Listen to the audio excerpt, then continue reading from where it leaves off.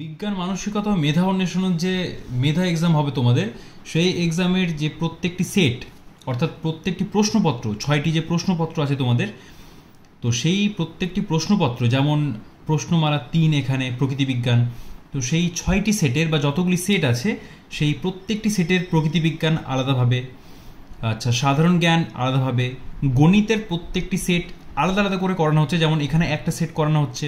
এই একই রকমভাবে তোমাদের প্রত্যেকটি সেট এই চ্যানেলে আপলোড করা আছে, কিন্তু সাবজেক্ট ওয়াইজ এগুলো, যেমন প্রকৃতিবিজ্ঞানের 6টা সেট একসাথে আপলোড করা আছে, সাধারণ বিজ্ঞানের প্রত্যেকটি সেট একসাথে আপলোড করা আছে।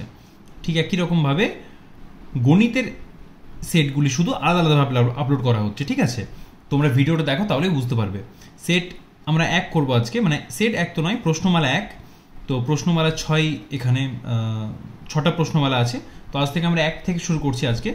তো গণিত, বিষয় গণিত, তাহলে সেট 1 লিখে নিই আমরা, বা প্রশ্নপত্র 1, প্রশ্নপত্র গণিত, গণিত এই তো গণিত, গণিতের প্রশ্নপত্র 1 কি বলছে দেখি। 30 নম্বরের প্রশ্ন এটি, গণিতের প্রশ্নপত্র 1। ঠিক আছে, চলো তাহলে কি করব। এখানে আমরা প্রথম প্রশ্ন বলেছে যে শূন্যস্থান পূরণ করো। 1-এর ক বলছে দুটি পরস্পর মৌলিক সংখ্যার গসাগু, দুটি পরস্পর মৌলিক সংখ্যার যখনই বলবে, ঠিক আছে, এটা আমি তোমাদের দুটোই বলে দিচ্ছি, দুটো পরস্পর মৌলিক সংখ্যার লসাগু এবং গসাগু দুটো ইম্পর্টেন্ট, যেটা খুশি আসতে পারে। লসাগু যদি বলে, ঠিক আছে, এখানে গসাগু বলেছে, এবার আমি লসাগুটাও বলে দিচ্ছি। লসাগু হবে প্রথম সংখ্যা বা দ্বিতীয় সংখ্যা গুণিত দ্বিতীয় সংখ্যা, মানে দুটি সংখ্যার গুণফল, দুটি সংখ্যার গুণ।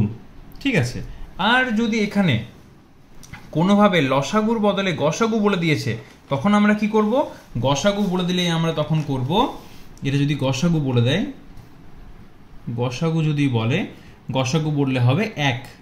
ঠিক আছে, গসাগু হবে সবসময় 1। চলো 1-এর ক হলো, 1-এর খ কি বলছে দেখি, 1 সেকেন্ড, এই তো 1-এর খ বলছে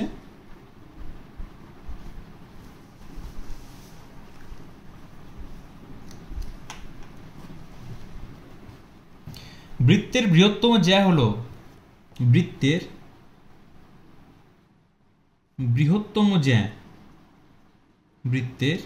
বৃহত্তম জ্যা হলো ড্যাশ এর দ্বিগুণ, ড্যাশের দ্বিগুণ। ঠিক আছে,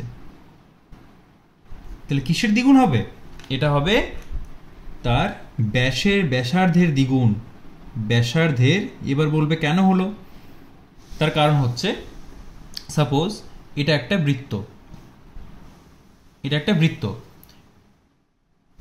এটা হচ্ছে ব্যাসার্ধ, এটা হচ্ছে ব্যাস, আর এটা হচ্ছে জ্যা। কোনটা জ্যা হবে, এটা হবে জ্যা।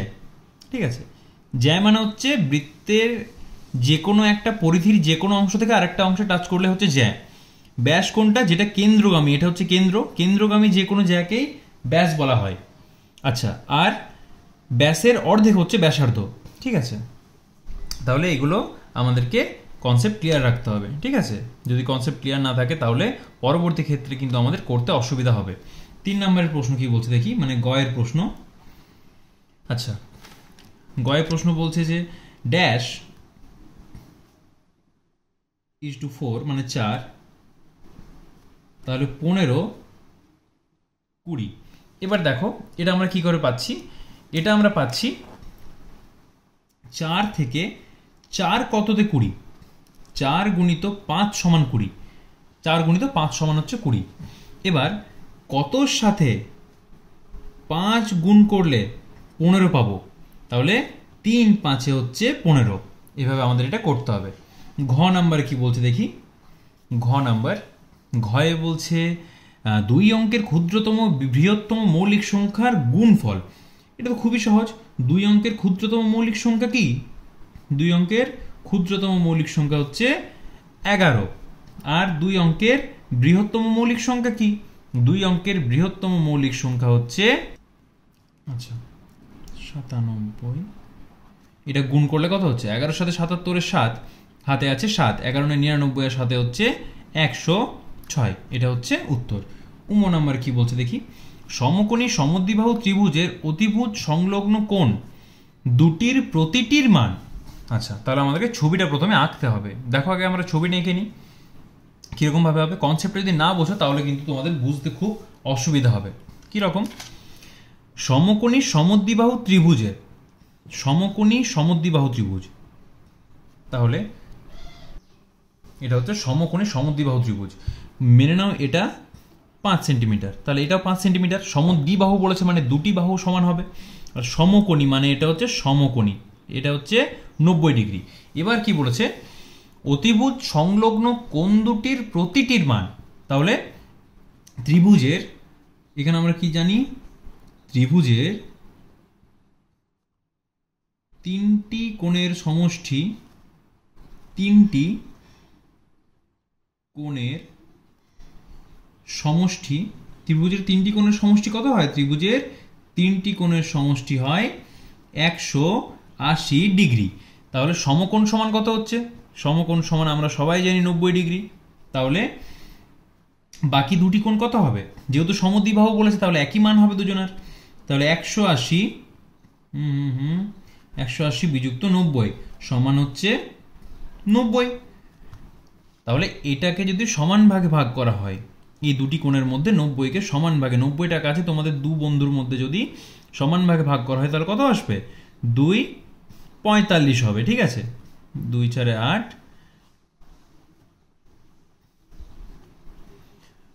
এটা হচ্ছে 45।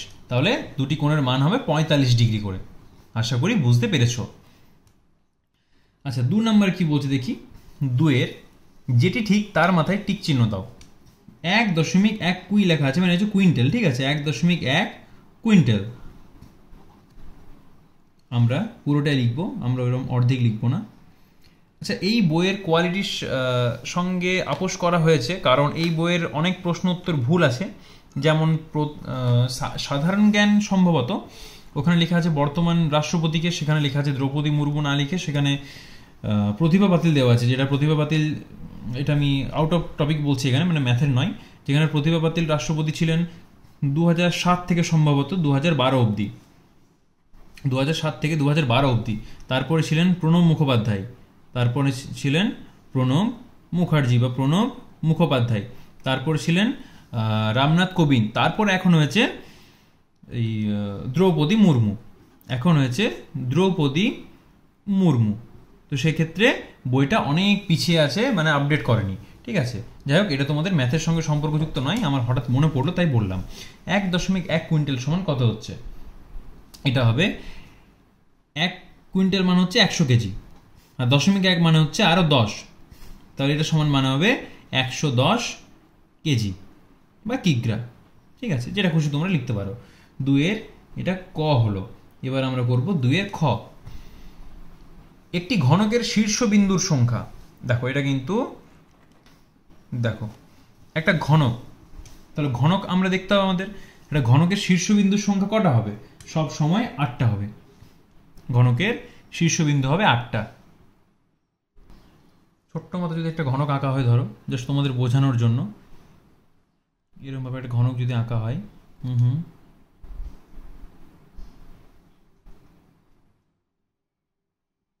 খুব একটা ভালো তো হয়নি ছবিটা, যাই হোক তোমরা বুঝতে পারলেই হলো। এখানে কটা শীর্ষবিন্দু হচ্ছে? 1 2 3 4 5 6 7 8, এখানে হবে 8টি।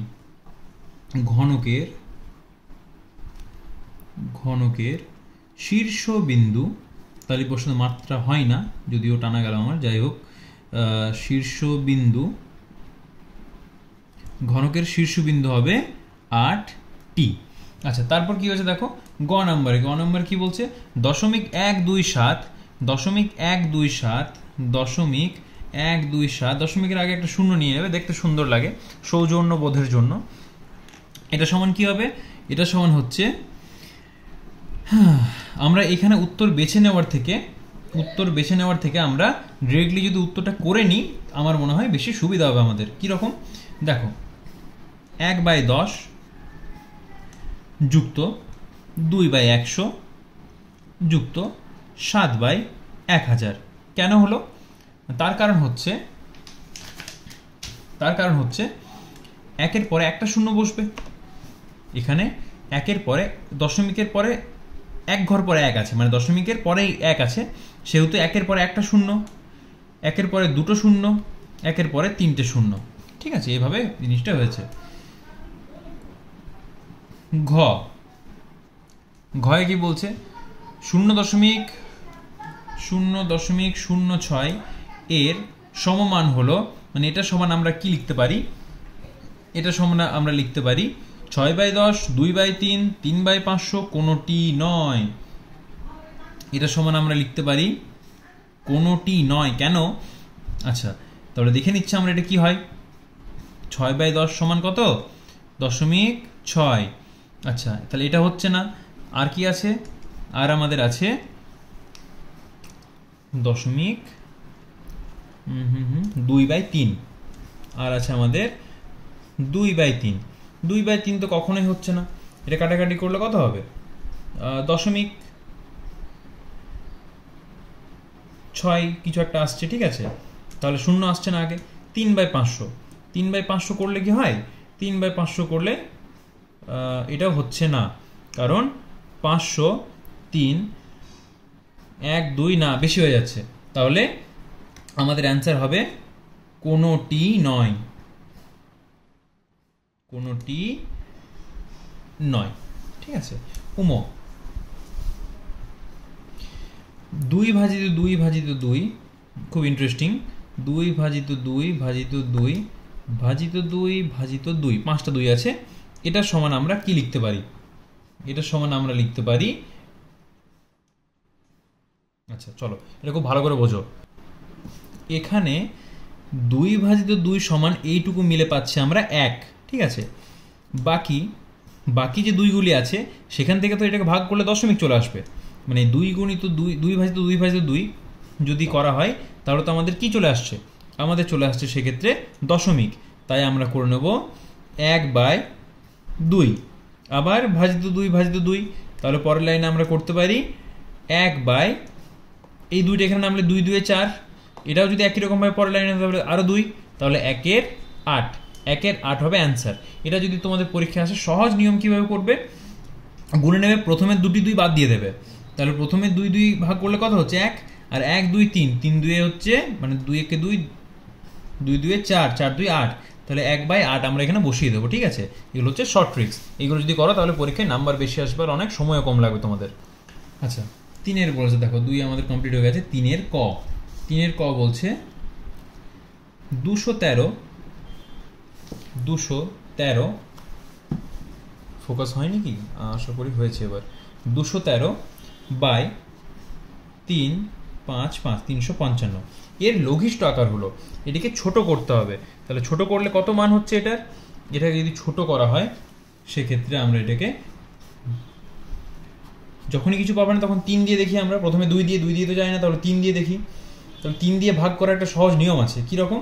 মানে আগে বুঝতে পারবো যে প্রতিটি সংখ্যার যোগফল 3 দিয়ে ভাগ করা যায় কিনা। অর্থাৎ এই 2 আর 3, 2 আর 1 হচ্ছে 3, 3 আর 3 6, 6কে কি 3 দিয়ে ভাগ করা যায়? তাহলে সংখ্যাটাকে 3 দিয়ে ভাগ করা যাবে। 3 আর 5 আর 5 10, 10 আর 3 13, মা 13কে তো ভাগ করা যায় না, তাহলে কেটে ফেললাম যে। চলো তাহলে অন্য কিছু দিয়ে দেখি। অন্য কিছু দিয়ে দেখলে আমরা কি পাবো? আচ্ছা, এটা তোমাদের প্র্যাকটিস করতে হবে, তাছাড়া তোমরা কিছুতে পারবে না। এটা 71 দিয়ে ভাগ করতে হচ্ছে। 71 3-এ আর 71 5-এ।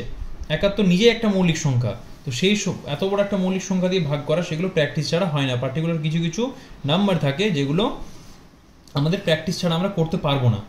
ঠিক আছে, খ নাম্বারে কি বলছে দেখি। খ নাম্বারে বলছে 7/11 এর সমান মানের এমন একটি ভগ্নাংশ লেখো যার হরের বিয়োগফল 44। যার হরের বিয়োগফল 44। কিভাবে করবো এটা আমরা? তাহলে 7 এর 11 এমন কিছু একটা ডিফারেন্স আনতে হবে যেখানে আমরা লব আর হরের বিয়োগফল পাবো 44, ঠিক আছে? তো 11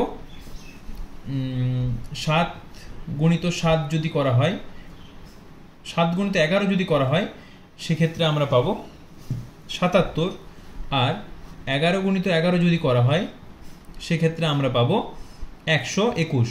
তো 121 বিযুক্ত 77 সমান হচ্ছে 44, ঠিক আছে? এগুলো কিন্তু প্র্যাকটিস দরকার। গ নাম্বার কি বলছে দেখি। গয়ে বলছে 9 গুণিত 8 সমান 72। এখানে গুণনীয়ক হলো, খুব খুব সুন্দর। 9 গুণিত 8 সমান 72। এবারে কোনটি গুণনীয়ক এটা তোমাকে বলতে হবে, ঠিক আছে? এখানে 9 এবং 8 হচ্ছে গুণনীয়ক। কার গুণনীয়ক? 72-এর গুণনীয়ক। তাহলে 72 হচ্ছে 9 এবং 8-এর গুণিতক, ঠিক আছে? ঘ নাম্বারে বলছে ওয়েট সম্পূরক কোণের একটি কোণ 119 ডিগ্রি হলে অপর কোণটি হলো সম্পূরক কোণ। সম্পূরক কোণ বলতে সম্পূরক কোণ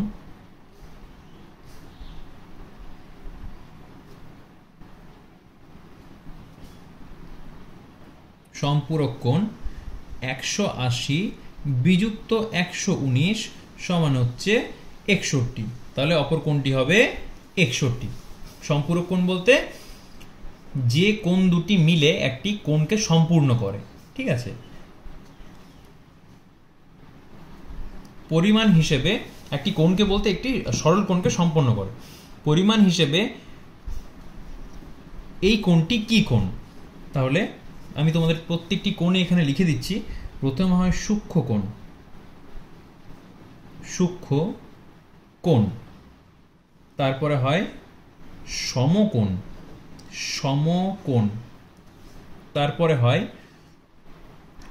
স্থূলকোণ, স্থূলকোণ। তারপরে হয় সরল কোণ। তারপর আরো হয় প্রবৃদ্ধ কোণ, বা এইগুলো তোমাদের এখন জানার প্রয়োজন নেই। এই যে বিষয়টা আছে, ঠিক আছে? তাছাড়াও পূরক কোণ, সম্পূরক কোণ, আরো বিভিন্ন বিভিন্ন কোণ আছে যেগুলো অ্যাঙ্গেলের থিওরি তোমরা পড়বে বড় হয়ে। সূক্ষ্ম কোণ, যার মান হচ্ছে আমরা কোণকে থিটা দিয়ে ডিনোট করি, ঠিক আছে? আচ্ছা, থিটা হচ্ছে এরকম, এটাকে বলা হয় থিটা, ঠিক আছে? যেমন থিটা হচ্ছে কোণের একটা একক ধরে নিতে পারো, একটা পরিমাণ। তো যার মান হবে 0 ডিগ্রির থেকে বড় কিন্তু 90 ডিগ্রি থেকে ছোট, মানে 90 ডিগ্রি থেকে কম কিন্তু 0 ডিগ্রি থেকে বেশি, সেটা হচ্ছে সূক্ষ্ম কোণ। সমকোণ কি? Theta is equal to 90 degree, ঠিক আছে? Theta is equal to 90 degree. স্থূলকোণ কি? স্থূলকোণ হচ্ছে 90-এর থেকে বড় কিন্তু 180 থেকে ছোট। আবার সরল কোণ কি? সরল কোণ মানে হচ্ছে যার মান হবে 180 সমান থিটা, মানে যার কোণ হবে যার মান হবে 180 ডিগ্রি। সূক্ষ্ম কোণ হবে সবসময় এই ধরনের, সমকোণ হবে এরকম, স্থূল কোণ হবে এইরকম, আর সরল কোণ হবে এরকম, ঠিক আছে? জাস্ট তোমাদের র্যান্ডম বুঝিয়ে দিলাম পুরো বিষয়টা। তাহলে 179.8, 180 থেকে কম বলেছে, তাহলে কি হবে? এটা স্থূল কোণ, ঠিক আছে? নিচের অঙ্কগুলি কষে দেখাও, দেখো এগুলো ভালো করে করো। কিরকম? কত নাম্বার? 4-এর ক। 4-এর ক বলছে কমলদের ছাদটি 80 ফুট লম্বা 45 ফুট চওড়া, অমলদের ছাদটি 45 ফুট লম্বা 50 ফুট চওড়া। কাদের ছাদটি বড়? কত বড়? তাহলে আমাকে কি নির্ণয় করতে হবে? আমাকে নির্ণয় করতে হবে ছাদটির পরিসীমা, চারিদিকের যে পরিসীমা সেটা আমাকে নির্ণয় করতে হবে। তাহলে দুটি আয়তক্ষেত্র, আচ্ছা এটা হচ্ছে কমলদের 80 ফুট লম্বা আর 45 ফুট চওড়া, আর আরেক দিকে আঁকছি আমরা অমলদের, এটা হচ্ছে 75 আর 50। দুটি আয়তক্ষেত্র, ঠিক আছে? দুটি আয়তক্ষেত্র। তাহলে আয়তক্ষেত্র পরিসীমা 2 গুণিত দৈর্ঘ্য যুক্ত প্রস্থ। তাহলে 2 গুণিত দৈর্ঘ্য যুক্ত প্রস্থ কত হচ্ছে 80 যুক্ত 45, 2 গুণিত 125 সমান, তোমরা এখানে সমান দিও না, সমানটা এখানেই দেবে, আমার এখানে জায়গা আছে বলে আমি তোমাদের বোঝাচ্ছি তাই করে দিলাম, 250। আচ্ছা 75, একই রকমভাবে 2 গুণিত 75 যুক্ত 50,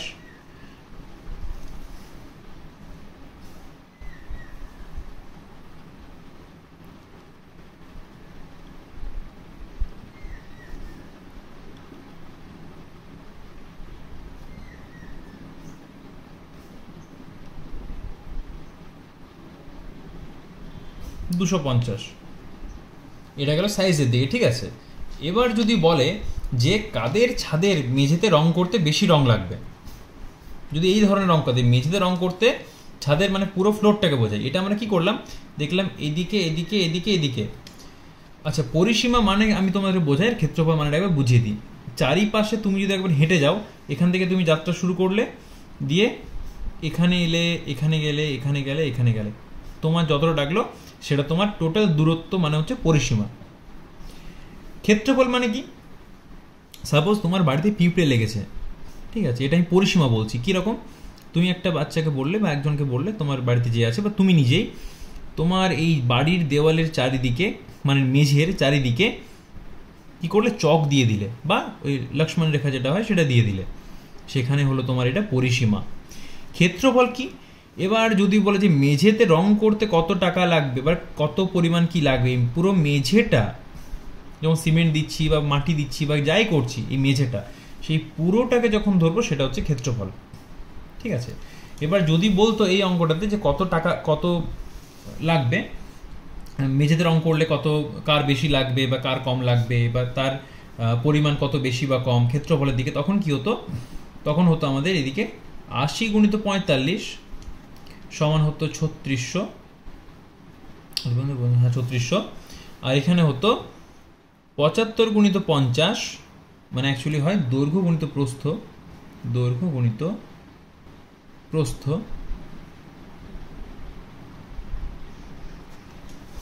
এটা সমান হচ্ছে 3750। তাহলে বিয়োগ করলে কার বেশি হবে, এটা থেকে 3600 বিয়োগ করলে হচ্ছে 150 বেশি হচ্ছে, তাহলে এদের ছাদটি বড়, ঠিক আছে। এটা যদি চারিপাশে বলতো সেক্ষেত্রে এটা করতাম, আর এখানে আমরা এটা করছি, ঠিক আছে। চলো তারপরের অঙ্কটা দেখে নিই, তারপরের অঙ্ক কি বলছে। আবার যদি কেউ কনফিউজ হয়ে গেছে আমি বলে দিচ্ছি, চারিপাশের যদি কথা বলে তখন কিন্তু আমরা এটা করব, ঠিক আছে। চারিপাশটা যদি বলতো, চারিপাশে যে ইট দিয়ে গাঁথনি করতে কোনটা বেশি লাগবে, তখন তো দুটো ছাদই সমান, ঠিক আছে। কিন্তু এখানে বড় ছোটর কথা হচ্ছে, তাই কাদের ছাদটি বড় হবে, এই যে এখানে আছে অমলদের ছাদটি 150 বর্গমিটার বড়। শুধু ছাদের মেঝেটা বলেছে, এই ছাদের মেঝেটা কত বড়, ঠিক আছে, ছাদের এই মেঝের গল্পটা হয়েছে এখানে, তাই এত বর্গমিটার বড়। বর্গমিটার কেন করলাম না, মিটার গুণিত মিটার সমান মিটার স্কোয়ার, এটাকে আমরা বাংলায় লিখি বর্গমিটার, বর্গমিটার। চলো তারপরের অঙ্ক দেখি কি বলছে। এই অঙ্কটা অনেক সময় লেগে গেল বোঝাতে। খ, 5 বর্গমিটার জমিতে এত মিলি ওষুধ লাগলে 5 হেক্টর জমিতে কত লিটার ওষুধ লাগবে, এটা হেক্টর, ঠিক আছে। এটার জন্য আমরা কি করতে হবে, 5 বর্গমিটারে লাগছে 2.2 মিলিলিটার, ঠিক আছে। তাহলে কত বলেছে, 5 হেক্টর, 5 হেক্টরে লাগবে 2.2, এটা হেক্টর না, এটা হেক্টোমিটার হবে, ঠিক আছে, হেক্টোমিটার। তাহলে কিমি, হেমি, ডেকামি, মি, ডেসিমি, সেন্টিমি, মিলিমি, যদি হেক্টরে হয় তাই আমরা হিসাব করে নিই। তাহলে বর্গ মিটারে আছে এখানে, এত বর্গ মিটার, তাহলে কিমি, হেমি, ডেকামি, মি, তাহলে এখান থেকে আমাদেরকে কত বলেছে, 5 হেক্টর। আর এখান থেকে আমরা মিলিলিটার আছে, তাহলে 1 1 2 3 4 5 1 2 3 4 5 6, তাহলে আমাদের এখানে লাগবে 22, সরি 1 2 3 4 1 2 3 4 4 লিটারে আসবে, তাহলে 22 লিটার। ঠিক আছে, 22 লিটার লাগছে আমাদের ওষুধ। কিভাবে করলাম এবার তোমাদের বুঝিয়ে দিই বিষয়টা। 5 বর্গ মিটার আছে, তাহলে কিলোমিটার, হেক্টোমিটার, ডেকামিটার, মিটার, সেখান থেকে আমাদেরকে আনতে হচ্ছে কত, 5 হেক্টরে, মানে 1 ঘর 2 ঘর 3 ঘর 4 ঘর। ঠিক আছে, এবার আমরা কি করব, আরেকটা আমাদের কি বলেছে, মিলিলিটার, তাহলে kilolitre, hectolitre, decalitre, litre, decilitre, centilitre, millilitre. তাহলে এখানে যাচ্ছে হেক্টর যদি যাই 1 2 3 4, তাহলে আমরা এখান থেকে আনবো 1 2 3 4, তাহলে এখানে যদি হয় যে কিলোলিটার, হেক্টোলিটার, ডেকালিটার, লিটার, এই পুরোটাকে আমি লিখতে পারি যে 2 ডেকালিটার আর 2 লিটার। ঠিক আছে, এরকম লিখতে পারি, কিন্তু বিষয়টা তো এরকম না, না আমাদেরকে বলছে কত লিটার লাগবে, তাই আমরা পুরোটা নিয়ে বলছি 22 লিটার লাগবে। ঠিক আছে, আশা করি বুঝে গেছো। এবার গল্পের বই ও গল্প ইজ টু উপন্যাস, গল্প ইজ টু উপন্যাস কি বলেছে, 5:3 বা 5:3। গল্পের বইয়ের সংখ্যা 1000, আর কত গল্পের বই কিনলে বা কিনতে পারলে এই অনুপাত 2.1 হবে। তাহলে এটা বলছে গল্পের বইয়ের অনুপাত 1000 ইজ টু উপন্যাস সমান 5.3, 5:3, তাহলে 1000 বাই উপন্যাস সমান 5/3। এটাকে আমি কি করতে হবে, 2.1 করতে হবে। আর 2.1 করার জন্য আমি কি করব, আগে আমাকে সংখ্যাটা বের করতে হবে। তাহলে 5 দিয়ে যদি 1000কে কাটি, এটা হচ্ছে 200, তাহলে উপন্যাস হচ্ছে আমাদের 600টি, উপন্যাস আছে আমাদের 600টি। ঠিক আছে, তো সেটাকে আমাকে আনতে হবে 1.2 অনুপাতে, 2.1 অনুপাতে, 2.1 অনুপাতে আমাকে আনতে হবে, যেখানে আমি অলরেডি আমার কি আছে, আমার 1000 অলরেডি আছে। ঠিক আছে, তাহলে 1000 ইজ টু কত করলে আমাদের 2.1 হবে, 1000 এর সাথে, সরি 600 তো আমাদের আছে, 600 সাথে কত করলে আমাদের 2.1 হবে, 2:1 হবে। তাহলে 600 যদি এরকম হয়, তাহলে সেক্ষেত্রে 1 সমান 600 হলে 2 সমান কত হতে হবে, 1200। তাহলে এটার সাথে আমাদেরকে কত যোগ করতে হবে, 1200:600, মানে 1000 আর 1200 মধ্যে কত তো 200। তাহলে 200টি আমাদের গল্পের বই কিনতে হবে, 200টি গল্পের বই কিনতে হবে। আচ্ছা, আরেকবার বলে দিই, আমাদের গল্পের বইয়ের উপন্যাসটা দেওয়া আছে 5:3, 5:3। আমরা জানি 1000টা গল্পের বই আছে 5.3 অনুপাতে, তাহলে উপন্যাসের বই কতগুলি আছে সেটার জন্য আমরা কাটাকুটি করে বের করলাম উপন্যাস, জাস্ট এটা মানে বাই, এটা মানে ভাগ, এটা ভাজিত এটা সমান এটা ভাজিত এটা করতে হবে। তো আমরা যখন এই বাই আকারে লিখলাম, তখন সেটা কাটাকাটি করে ক্রস মাল্টিপ্লিকেশন বা কোনাকুনি গুণ করলাম, এটা কোনাকুনি গুণ হয়। ঠিক আছে, উত্তর পেলাম 3/6 পেয়ে গেছে। এতটা অবধি বুঝতে পেরেছো? এবার কি বলেছে, আমাকে ওটা 2:1 আনতে হবে। তাহলে 1 সমান আমরা 600 জানি, তাহলে 2 সমান কত হবে, 2 সমান আমাদের এখান থেকে 1200 আনতে হবে। জিনিসটা এইটুকুই তো, 1 টাকা সমান যদি 600 হয়, তাহলে 2 টাকা সমান কত হবে, 1200। আশা করি বুঝতে পেরেছো যে 1000 টাকায় 600টা যদি পাও, তাহলে 2000 টাকায় কটা পাবে, 1200টা পাবো। একই রকম, তাহলে কটা বেশি হচ্ছে, 200টা বেশি হচ্ছে, সেই 200টি গল্পের বই আমাদের কিনতে হবে। ব্যাস, এর থেকে সহজভাবে বোঝানো যাবে না। আচ্ছা চলো, তারপরে বলছে ঘয়ে বলছে 10 জন মিস্ত্রি 15 দিনে একটি মেশিন তৈরি করতে পারে। 10 জন মিস্ত্রি 15 দিনে করছে, 10 জন 15 দিন। 3 দিন কাজ চলার পর আরও কয়েকজন কাজে যোগ দেওয়ায় মেশিনটি মোট 11 দিনে তৈরি হলো। তাহলে পরে কতজন কাজে যোগ দিয়েছিল? খুব ভালো। কিরমভাবে করবো অঙ্কটা দেখি। দেখো, 10 জন 15 দিন করছে, 10 জন একটা কাজ কমপ্লিট করছে 15 দিনে, সেক্ষেত্রে 3 দিন কাজ চলেছে। তাহলে 10 জন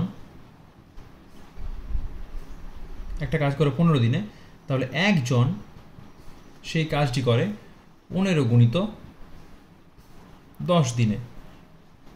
ঠিক আছে, তারা 3 দিন সেই কাজটি করেছে, তারা 3 দিন কাজটি করেছে। এই বিষয়টা উল্টো করলে বেটার হবে, যে 15 দিনে একটা কাজ করে 10 জন লোকে,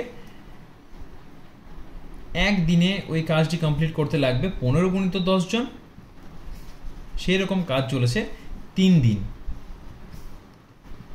3 দিন চলেছে। ঠিক আছে, এবার 3 দিন যে কাজটি চলেছে সেই কাজ তো আমাদের অলরেডি হয়ে আছে, তাহলে বাকি আমাদের আর কতদিন আছে? বাকি 15 দিন। ঠিক আছে, 15 দিনের মধ্যে তাহলে 12 দিনের মধ্যে আমাদের বের করতে হবে। তাহলে 12 করলে কি হচ্ছে এটা?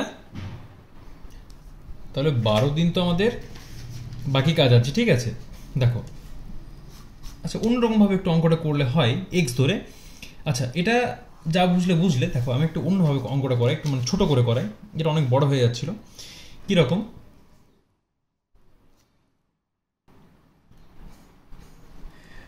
প্রথমে আমাদের কতজন কাজ করেছিল? প্রথমে আমাদের কাজ করছিল কতজন?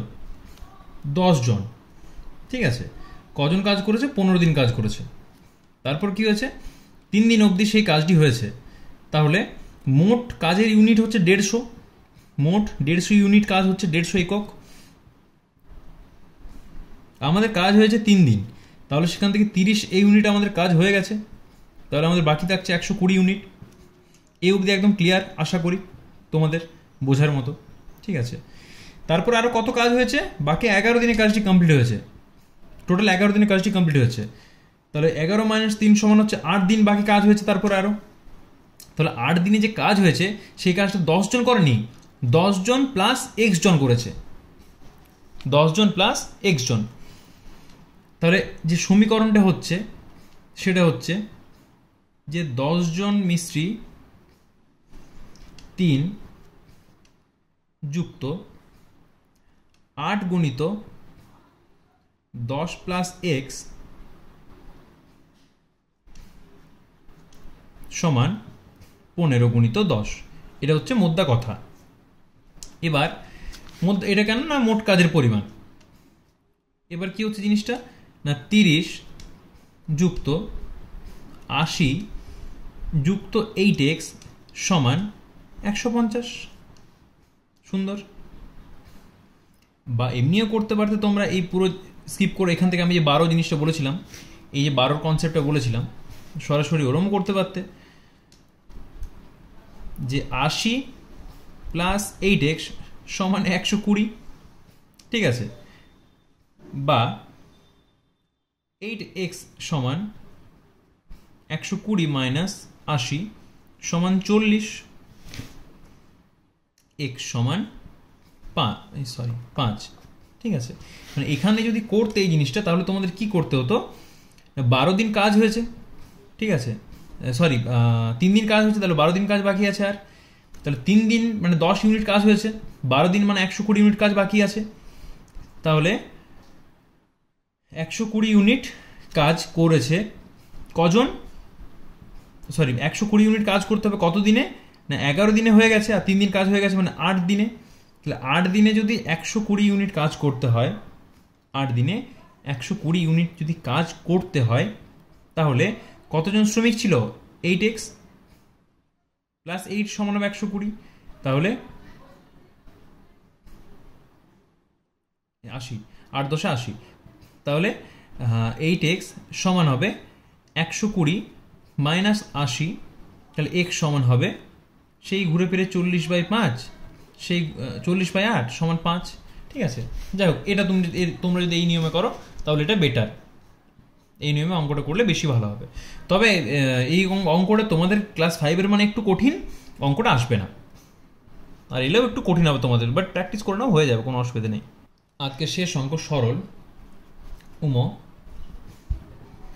3/4 ভাজিত 2/3 এর 1/9 এর 1/8 গুণিত 1/27 ভাজিত 3, বা এটা চট করে করে নিই আমরা অঙ্কটা। কি হবে, আগে এর কাজ হয়, ব্রেকেট তো কোথাও নেই, তাহলে 3/4 ভাজিত 2/3, 2/3 1/9, এর মানে হচ্ছে গুণ, কিন্তু কাজটা আগে হবে 1/9, তো 1/9 এর 1/8 গুণিত, এটাকে আমরা আলাদাভাবে রেখে নিচ্ছি, কেন না এটা এর আছে, এই কাজটা আগে হবে, গুণিত 1/27 ভাজিত 3, বা 3/4 ভাজিত 2/3/9 27 গুণিত 1/8 যদি করা হয় 1/8 1/4 গুণিত 1/27 ভাজিত 3, বা 3/4 ভাজিত, আমরা গুণটা করছি না, 1/27 গুণিত 4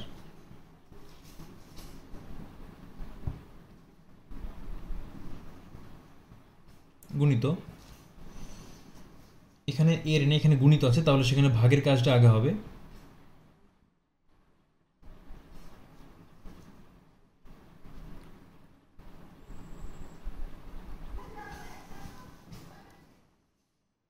একের 27 ভাজিত 3, এটাকে আমরা ভাজিত 3টাকে আমরা কি লিখতে পারি, 1/27 ভাজিত 3, মানে 27 ভাজিত 3 নয়, 27 ভাজিত 3 হলেও তো 9, হ্যাঁ 9, সেক্ষেত্রে এটাকে আমরা লিখতে পারি ভাজিত 3টাকে গুণিত 1/3, উল্টে দিলাম, বা এখানে ভাগের কাজটা আগে হবে এদের, তাহলে 3/4 গুণিত 27 গুণিত 4/1 গুণিত 1/27 গুণিত 1/3, কি সুন্দর জিনিসটা হবে, এই 27 এই সাথে 27 গেল,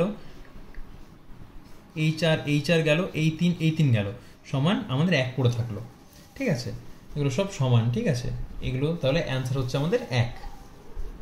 সেট 1 আমাদের কমপ্লিট, সেট 2 এর জন্য ওয়েট করো, পরের দিন বলতে কালকে সেট 2 দিয়ে দেবো, অলরেডি তোমরা যখন এই ভিডিওটা দেখছো ততক্ষণ অবধি বোধহয় সেট 2 আপলোড করা হয়ে গেছে, বাকি ভিডিওগুলো এই চ্যানেলে আছে, প্লে লিস্ট আছে আলাদাভাবে বিজ্ঞান মেধা অন্বেষণের, সেখানে তোমরা চেক করে নিতে পারো। আর প্রতিটা বিজ্ঞান মেধা অন্বেষণে একই রকম প্রশ্ন থাকে, তাই আগের বছরে যে মেধা অন্বেষণ করিয়েছিলাম নিখিলবঙ্গ মেধা অন্বেষণ, যেখানে বইগুলি খুবই সুন্দর এবং তাদের কোনো ভুলভ্রান্তি থাকে না, তো সেগুলো একবার চেক করে নিও, তাহলে তোমাদেরও অঙ্ক করতে সুবিধা হবে।